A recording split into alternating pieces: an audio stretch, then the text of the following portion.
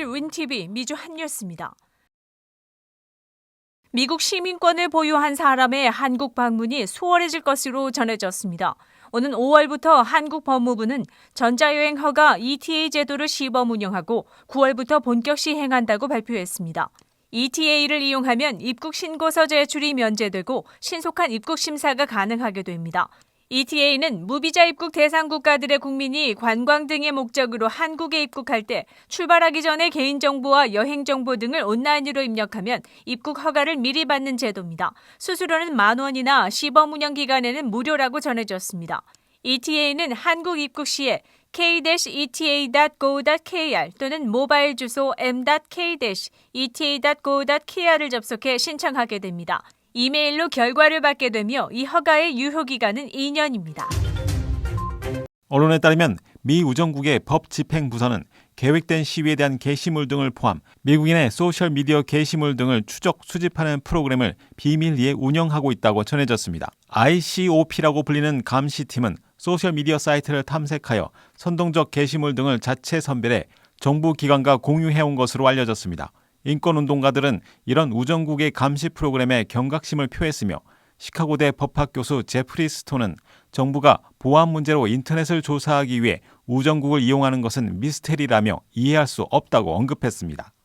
우정국 측은 인터넷 비밀 운영 프로그램은 공개적으로 사용 가능한 오픈소스 정보를 모니터링하여 우정국 직원과 그 인프라에 대한 위협을 평가하는 미 우정국의 검증 서비스라고 주장했습니다.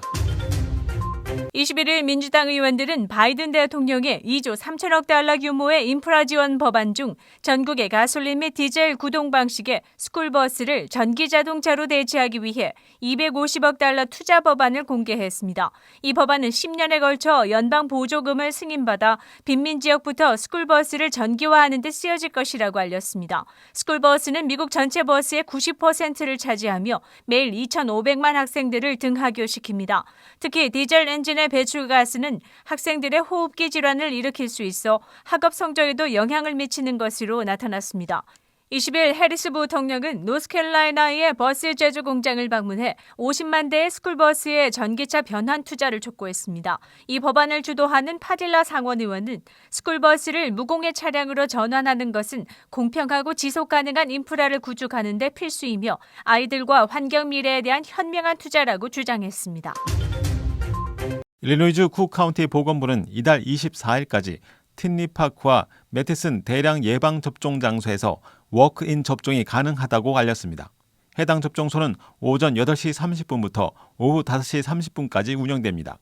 18451 컨벤션 센터 드라이브에 위치한 틴리파크 접종소는 모더나 백신을, 4647 프로미라드 웨이에 위치한 매티슨 사이트는 화이자 백신을 공급합니다.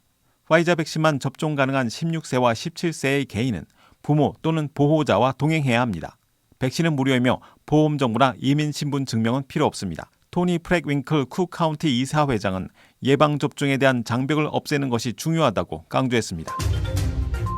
기후운동가들은 21일 목요일 워싱턴 DC에 모여 바이든 대통령의 기후 계획에 항의 시위를 벌였습니다. 소의 배설물을 수레에 담아와 백악관 입구의 길 위에 버렸다고 전해졌습니다. 현재 바이든 대통령은 수십여 명의 세계 지도자들과 함께 이틀 동안 화상기후 정상회담을 주최하고 있습니다. 시위대는 지금 당장 기후 비상을 선포하라며 바이든 대통령의 기후 계획이 환경을 보호하기에 충분하지 않다고 시위를 이어갔습니다. 22일 바이든 행정부는 2030년까지 미국의 온실가스 배출량을 2005년 수준의 50에서 52%로 감축하겠다는 계획을 발표했습니다. 하지만 일부 진보파 기후운동가들은 최소 70% 감축을 목표로 해야 한다고 주장하고 있습니다.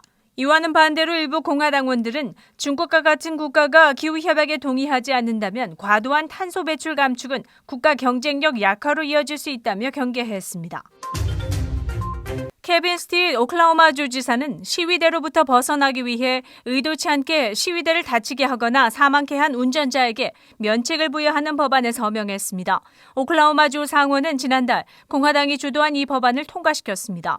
이 법안은 시위 과정에서 공공도로를 무단으로 점유하는 사람에게 최대 1년의 징역과 $5,000의 벌금을 부과하며 또한 운전자가 스스로 위험에 처해 있다는 합리적인 판단의 증거가 있다면 탈출 도중 시위자를 차로 치어 부상 또는 사망에 이르게 하더라도 형사 또는 민사상의 책임을 면하게 됩니다. 최근 조지 플로이드 사건뿐만 아니라 단테 라이트의 사망 사건으로 인한 시위들이 폭력 약탈로 변질되면서 이번 법안이 나오게 된 것입니다. 4월 22일 목요일 코로나19 현황입니다.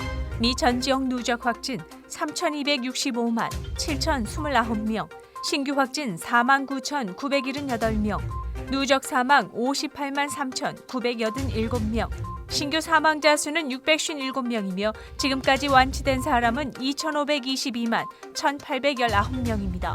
일리노이주 누적 확진 131만 2,722명, 신규 확진 3,170명, 누적 사망 2만 1,755명, 하루새 신규 사망자 수는 33명을 가리켰습니다. 다음은 어제 기준 각 주의 신규 확진자와 신규 사망자 수입니다.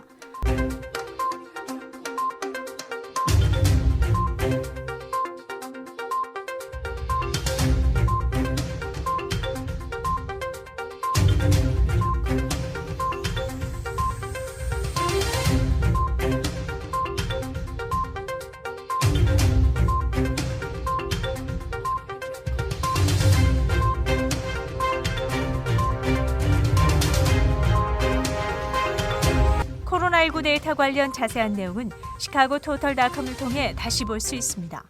윈TV 24.5와 MCTV 24.6 방송은 공중파 채널을 통해 시청하실 수 있습니다. 코로나19 비상시국 뉴스24에서는 여러분의 제보를 기다립니다. 제보 전화는 224-283-8200번입니다.